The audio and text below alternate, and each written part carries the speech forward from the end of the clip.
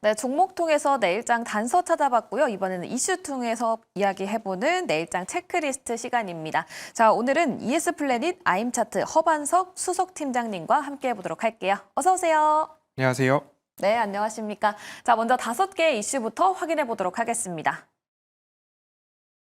네, 오늘 이렇게 5가지 이슈가 준비되어 있습니다. 미국의 3월 소매 판매 그리고 산업 생산 발표 조금 전에 발표가 됐었죠. 이 부분 이야기 나눠볼 것 같고요. 또 캐나다 기준금리 결정 있습니다. 경선 후보 및 싱크탱크 발족이 있고요. 한국과 미국의 에너지 협력 논의 그리고 정보보호 컨퍼런스가 개최된다고 합니다. 그렇다면 이 5가지 이슈 중에서 3가지 이슈 어떤 걸 체크해 볼까요? 확인해 보시죠. 네, 이렇게 3가지 이슈를 다뤄보도록 하고요. 각각의 별점도 확인해 봤습니다. 그렇다면 첫 번째 이슈 이야기를 나눠볼 텐데요. 첫 번째 이슈 확인해 보시죠.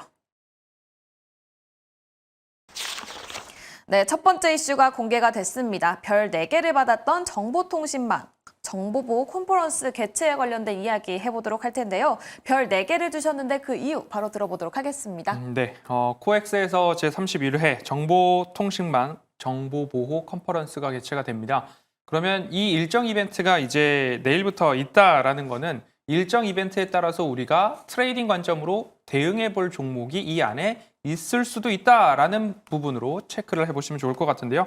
AI를 통한 사이버 보안 협업 강화, 이게 바로 이번 컨퍼런스의 주제입니다. 그럼 보안 위협을 탐지하고 그리고 대응하고 협력하고 그리고 혁신 전략에 대한 논의가 이루어질 것으로 예정이 되어 있고요. 그리고 보안 전문가들이 AI 기술을 활용하고 그리고 이 보안 역량을 극대화하는 방안들이 여러 기관과 단체들을 통해서 다뤄질 전망입니다. 그러면 최근 들어서 우리의 화두로 떠오르고 있는 섹터가 AI 산업이죠. 의료, 교육, 보안, 정보, 어느 곳에서나 요즘에는 다 AI가 붙고 있는 상황입니다. 실제로 저희 회사에서도 마찬가지로 AI와 관련된 솔루션을 가지고서 투자의 기준점을 잡아가는 모습들도 우리 일상생활 투자 어느 곳에서나 AI를 좀 볼 수 있을 텐데요. 관련 종목으로는 제가 꼽은 관심주입니다. 이스트소프트, 사이버원, 오픈베이스, 안랩, 그리고 윈스까지도 우리가 좀 살펴볼 수 있을 텐데 오늘부터는 특별히 방송 말미에 제가 관심 종목만 나열해 드리는 게 아니라 이 중에서 탑픽을 선정해서 목표가와 손절가, 공략 포인트까지 말씀을 드릴 수 있다라고 말씀을 주셨기 때문에 채널 고정하시고 방송 말미에 이 중에서 탑픽 하나 꼽아보도록 하겠습니다. 네, 알겠습니다. 방금 말씀해주신 관련주 내에서 탑픽이 또 있다고 하니까요. 끝까지 많은 시청 부탁드립니다. 이렇게 이벤트가 있기 때문에 트레이딩 관점을 말씀해 주셨습니다. 자, 이렇게 첫 번째 이슈 다뤄봤고요. 다음은 두 번째 이슈로 넘어가 볼 텐데요. 두 번째 이슈 공개해 보도록 하겠습니다. 네, 이번에는 경선 후보 및 싱크탱크 발족입니다. 최근에 정치 테마 관련주도 굉장히 큰 변동성을 보여주고 있는데요. 이 부분에 대해서 좀 딥하게 이야기 나눠보도록 하겠습니다. 별 4개를 주셨는데요. 그 이유 바로 들어보도록 하죠. 네, 또 한 번의 대통령 파면 결정으로 인해서 지금 뭐 여야가 없는 상황이죠. 여든 야든 없다라고 생각을 해보시면 좋을 것 같고요. 대통령 선거 당내 경선 후보자를 이제 선출하는 당들이 나오고 있고요. 11명이 신청을 했다. 8명이 진출을 했다.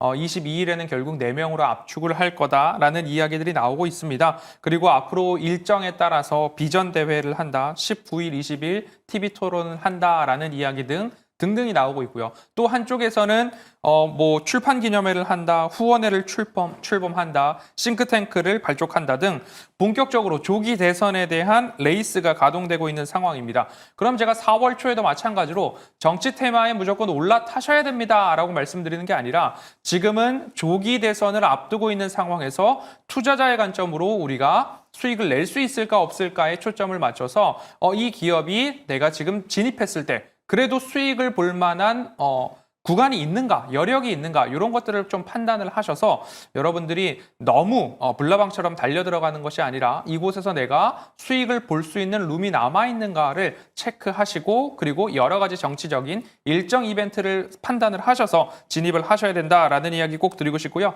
관련해서는 정치 인물 테마주도 분명히 있겠지만 지금부터는 정책과 관련된 테마 쪽에도 여러분들이 관심을 가져보시면 좋을 것 같은데요. 마찬가지로 선거하면 이제 선거의 꽃, 방송과 관련된 보도와 관련된 종목들이 있을 거고요.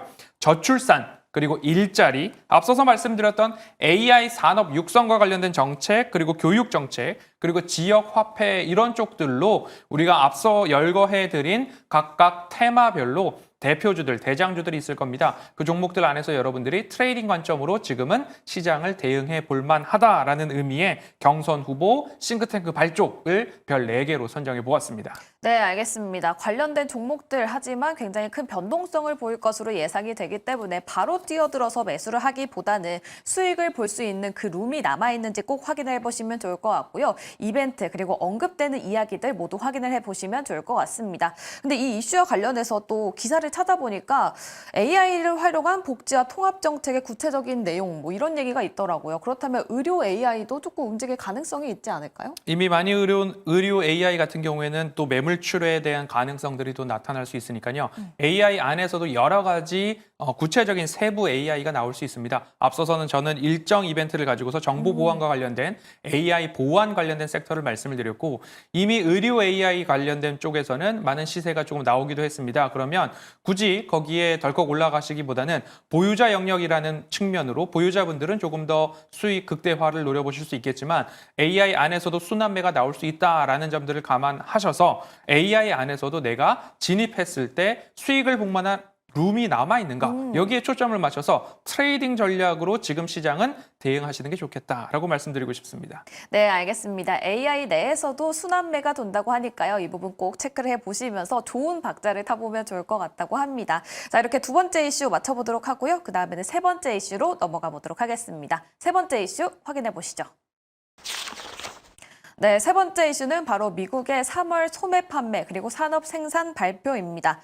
일단 소매 판매는 예상치보다 상회하는 흐름을 보여줬고요. 산업 생산은 예상치보다 하회하는 흐름이 나와줬습니다. 이 부분에 대해서는 별 3개를 주셨는데 근데 사실 최근에 매크로가 굉장히 중요했잖아요. 그래서 대부분이 그거와 관련이 됐다면 별 4개 혹은 5개를 주셨었는데 3개를 주신 이유가 어떻게 될까요? 지금 방송 시간이 결국에는 이와 관련된 지표가 발표된 이후이기도 하고요. 네.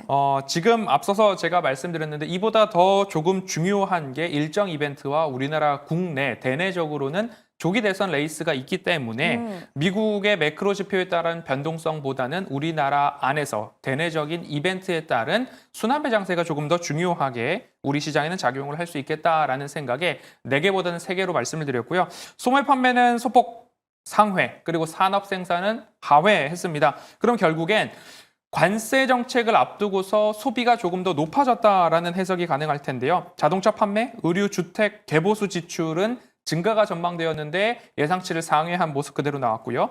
관세 인상 전에 소비자들이 구매를 조금 앞당기는 경향이 나타난 것이 이번에도 마찬가지로 데이터에 반영이 됐다라고 볼 수 있을 것 같습니다. 산업 생산 같은 경우에는 예상치를 하회, 제조업도 마이너스 0.1%포인트 감소 전망이 그대로 나왔는데요. 관세 인상에 따른 비용 증가와 소비 둔화에 대한 가능성이 지금 데이터로 나타나고 있습니다. 그러면 물가가 올라가고 제조업은 둔화되는 스태그플레이션에 대한 우려 때문에 미국의 장전 선물 시장도 마이너스 1%가량 하락하고 있는 모습들이 좀 나타나고 있는 상황입니다. 그렇기 때문에 관세 인상이라고 한다면 내수 진작에 대한 포인트들로 정책이 또 나올 수 있겠죠. 그럼 미국에서도 마찬가지로 내수 진작을 위해서 할인점, 필수 소비재 관련된 포트폴리오 구성이 필요하다라는 전략이 나왔던 것처럼 우리나라도 추경에 대한 이야기들이 나타나고 있죠. 그러면 내수, 소비 진작 관련된 쪽으로 포트폴리오를 꾸려볼 만한 투자 아이디어도 살펴가시면 좋을 것 같습니다. 그래서 소매 판매는 예상치를 상회하고 산업 생산은 예상치를 하회했다. 그러면 스태그플레이션에 대한 우려도 있고요. 소비 심리 회복에 긍정적인 면도 있을 텐데 이런 것들이 다 상존하고 있기 때문에 변동성 장세다라고 매크로를 보시면 좋겠고요. 그럼 너무 복잡하다. 우리는 국내 시장을 투자할 때 어떻게 해야 되는가? 앞서 말씀드렸던 트레이딩 전략, 일정 이벤트와 조기 대선 레이스와 관련된 정치인물 테마뿐만 아니라 정책과 관련된 쪽에서의 순환매 장세에 여러분들이 조금 더 트레이딩 관점으로 계속해서 올라간다라기보다는 코스피 2500에서는 일부 저항에 대한 모습도 나타날 수 있기 때문에 트레이딩 관점으로 시장 대응이 필요하다라는 말씀 다시 한번 강조드리겠습니다. 네, 그렇다면 팀장님, 내일 이벤트 중에 방금 우리 리스트에는 없었지만 금통위가 있잖아요. 그렇습니다. 이 부분은 내일장에서 크게 뭐 변동성이 예상이 되진 않을까요? 금통위도 마찬가지로 뭐 금리 동결 정도가 가능성이 높게 좀 이야기가 나오고 있는 상황이기 때문에 뭐 소매 판매나 매크로 데이터나 우리나라 금리, 캐나다 금리, 기준금리까지도 시장의 변동성 정도는 줄 수 있을 것 같습니다. 하지만 바닥에서부터 올라왔기 때문에 2,500포인트를 앞두고서 일부 저항을 받는 변동성 요인으로 작동을 할 수 있겠지만 시장의 추세를 꺾을 만한 이벤트는 아니다라는 관점으로 보고 있습니다. 네, 알겠습니다. 그렇다면 또 이번에 3월달 소매 판매를 좀 살펴보면 관세부가 이전에 좀 빨리빨리 사놔야 된다라는 네. 심리가 있어서 예상치보다 상회할 것이다라는 이야기는 좀 있었잖아요. 네. 그렇다면 앞으로는 어떤 추세를 보일까요? 지금은 관세가 100% 적용이 되지 않은 상황인데도 불구하고 사람들이 가격 부담을 조금 덜기 위해서 미리미리 사놓는 모습들이 좀 나타났습니다. 그러면 앞으로도 아니면 지금 현 시점에도 이런 모습들이 더 강화되었다라고 볼 수 있을 것 같아요. 그렇기 때문에 소매 판매가 지금 3월 데이터인데 4월 데이터도 마찬가지로 예상치를 상회할 수 있겠다라는 판단 하에 앞으로 그러면 데이터에 있어서는 시장의 투자 심리를 낮출 수 있는, 투자 심리를 악화시킬 수 있는 데이터가 한 차례 정도는 더 나올 수 있겠다라는 부분 참고해 보시면 좋겠고요. 하지만 지금 트럼프는 중국의 전화 통화를 기다리고 있는 상황이다. 그럼 실제 데이터는 이미 지나간 데이터이기 때문에 중국과 미국의 화해 무드가 나타난다면 오히려 데이터보다 현 시점에 대한 판단이 중요하다라는 해석도 나올 수 있기 때문에 데이터보다, 매크로보다는 지금 우리는 트레이딩 전략으로 시장을 바라볼 때가 아닌가라는 이야기 다시 드리겠습니다. 네, 알겠습니다. 자, 이렇게 세 가지 이슈 짚어봤는데요. 앞서 우리 팀장님께서 끝까지 시청을 해달라, 시초가 공략주를 가지고 오셨다라고 말씀을 해주셨는데 그 시초가 공략주 바로 들어보도록 하겠습니다. 네, 오늘은 정보보안 AI 관련된 일정 모멘텀이 있는 섹터 안에서 사이버원이라는 종목을 가지고 왔습니다. 사이버원 같은 경우에는 정보보안 전문 기업으로 보안 관제, 보안 컨설팅, 스마트 시스템, 보안 솔루션 서비스를 제공하는 기업인데요. 23년 8월 AI 기반 정보보안 솔루션 개발 전문 기업인 엑스큐어넷 지분을 60% 인수를 함으로써 AI 정보보안 관련된 섹터로 편입이 되었다라고 보시면 좋을 것 같습니다. 자체 개발한 보안 관제 시스템을 통해서 보안 관제를 하고 있는데 여기에 AI가 추가되었다라고 보시면 좋을 것 같고요. 제가 늘 말씀드리는 기술적 대응, 차트상 저위험 구간이죠. 차트 흐름 잠시 보시겠습니다. 네. 차트상 저위험 구간을 감지하기 위해서 라인을 하나 그어 놓았고요. 이 라인을 굳이 하회하지 않는 지지 흐름들이 지금도 이어지고 있더라라고 보실 수 있을 것 같습니다. 그리고 박스권 하단으로 본다면 4,000원, 박스권 상단으로 본다면 4,750원, 5,000원까지의 박스권의 흐름들이 나타나고 있습니다. 그러면 지금도 마찬가지로 추세 저점에서 올라가고 있는 상황이고 박스권 상단까지의 상승에 대한 여력이 남아있다. 거래량을 동반한 상승이 나온 이후에 아직까지 거래량이 쉬고 있다라는 점에서 추가적인 상승 모멘텀을 우리가 찾아볼 수 있겠다라는 말씀을 드리면서요. 목표가는 1차적으로 4,750원, 손절가는 4,200원 말씀드리겠습니다. 네, 알겠습니다. 사이버원 목표가는 4,750원 그리고 손절 라인은 4,200원을 말씀해 주셨는데요. 사실 저희가 첫 번째 다뤘던 이슈잖아요. 네. 그중에서도 사이버원을 탑픽으로 꼽으신 그 이유가 어떻게 될까요? 기술적 반등 흐름들에 대한 포인트를 좀 잡아보았습니다. 추세 하단에서의 지지 흐름들이 나왔고요. 최초로 상승할 때 거래량을 동반한 상승이 나왔지만 그 이후에는 물량을 털어낸 모습들이 나오지는 않았습니다.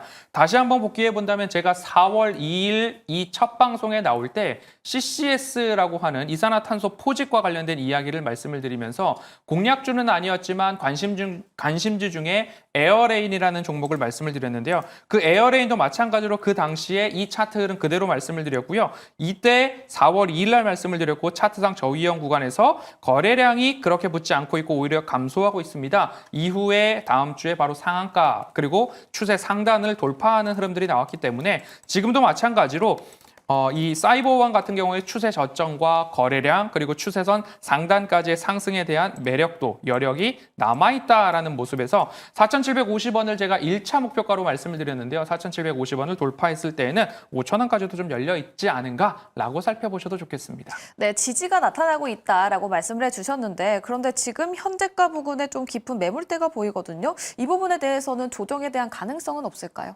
그런 것들을 돌파를 하려는 재료로 일정 모멘텀이 있지 않은가 라고 말씀드리겠습니다. 네, 알겠습니다. 일정에 대한 모멘텀이 있는 만큼 이 부분을 지지해주고 또 반등을 보여주는지 확인해 보시면 좋을 것 같습니다. 사이버원 목표가 4,750원 그리고 손절 라인은 4,200원을 제시해 주셨습니다. 자, 오늘 장 체크리스트 오늘은 허반석 수석팀장님과 함께 해봤습니다. 감사합니다.